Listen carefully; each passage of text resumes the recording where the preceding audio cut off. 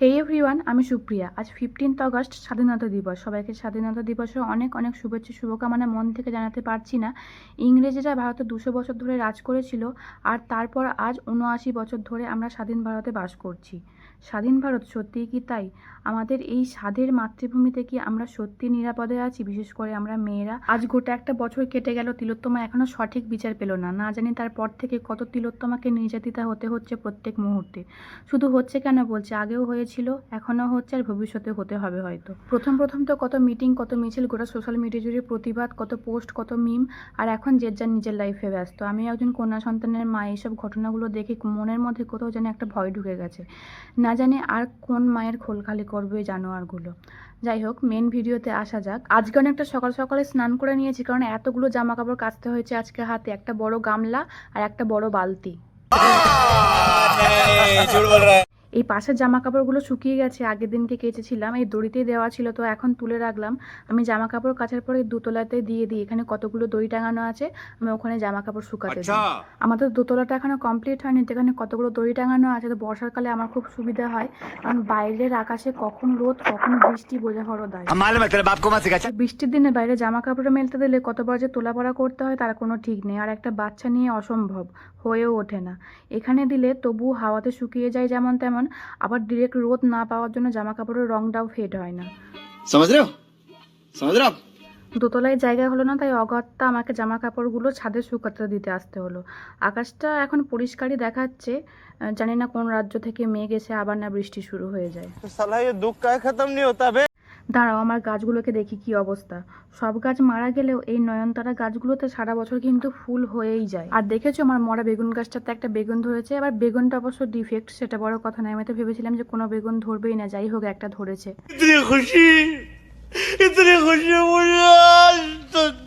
ওই যে সব ছেলেরা বলে না যে বিয়ের পর তারা নাকি পরাধীন হয়ে যায়, বউ নাকি ইংরেজদের মতন তাদের শাসন করে।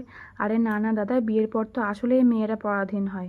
যেমন ধরো আজকে আমার জামা কাপড় কাচতে ইচ্ছা করছিল না, কিন্তু কাচতে হলো। নইলে বর যদি রোজ হাতের কাছে 2 বেলা কাঁচা জামা প্যান্ট না পায়, তাহলে তো সেই পুরোনো দিনের টিপিক্যাল বজ্জাত শাশুড়িদের মতন কথা শোনা শুরু করে দেবে। অ্যাজ এক্সাম্পল বলি, 2টো জামা কাপড়ও কাচতে পারো নি, ঘুমাও না কি সারাদিন? যাই হোক, আমি এখানে সানস্ক্রিন মাখলাম, ঠোঁটে একটু লিপ বাম দিয়ে নিচ্ছি, একটু সিঁদুর পরে নেব। তারপরে আমাকে এখন রান্না বান্না করতে যেতে হবে, আরও আদার্স অনেক কাজ আছে।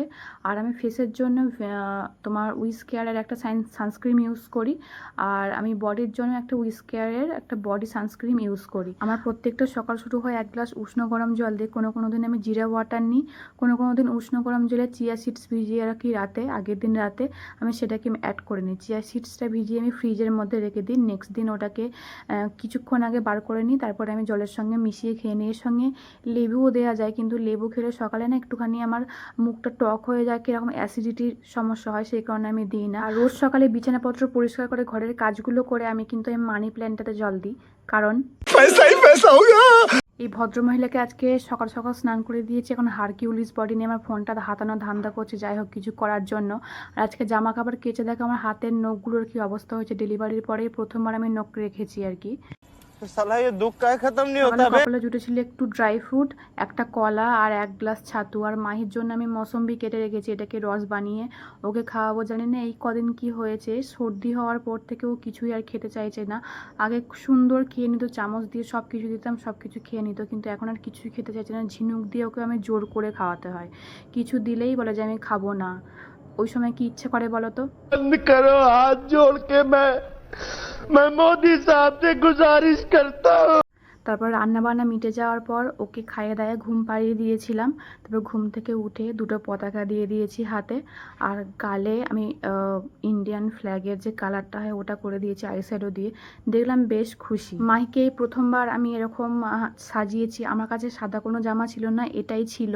আর বাকি জিনিসগুলো ওর পাপা দোকান থেকে এনে দিয়েছিল, তো ওইগুলো দিয়ে আমি একটুখানি যাই হোক সাজিয়েছি। আর বিকেলবেলা আমরা একটুখানি বেরিয়েছিলাম, কারণ পরের দিন ছিল জন্মাষ্টমী, আর আমার বাড়িতে তো রাধাকৃষ্ণ আছেনই, ওনাদের জন্য কিছু জিনিসপত্র কিনতে হতো, সেই কারণে বিকেলবেলা বেরিয়েছিলাম। নেক্সট ব্লগে তোমাদের সঙ্গে কিন্তু সবটা শেয়ার করব। আমার চ্যানেলটা সাবস্ক্রাইব করে রাখতে পারো, আর এই ভিডিওটা ভালো লাগলে একটা লাইক করে দিও, একটা কমেন্ট করে দিও। আজকের মতো আসি, টাটা। সবাই ভালো থাকবে, সুস্থ থাকবে, সাবধানে থাকবে, আর সব সময় হাসি খুশি থাকবে।